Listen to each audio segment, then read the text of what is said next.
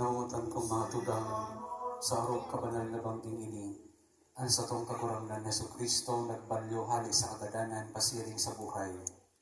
Ang simbahan nag-aalok sa mga aki niyang nagkawarak sa kinaban, na magtilipon sa pagpuka asin pagpamigdi, kung gigibuhon tanggayo, ang pagrumdum kan Paskwa, kan kagurangnan, na nagdadangog kan kataramon asin nagsasalabar kan sa iyang mga misteryo.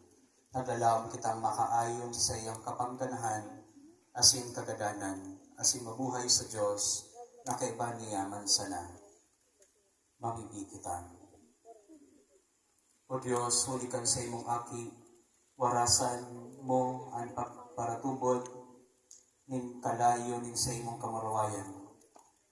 Pakabanala ang bagong kalayo asin itubod mo sa mo na sa paagi kay ning Fiesta Pascual. Maglaad kaming kayo sa mga langitnon na pagmaot, kaamin sa pinig na isip, makayaming makamtan ang kafestahan ni Danay na kaliwanagan. Uli ki Kristo na sa mga kakurangan. Amen. Amen.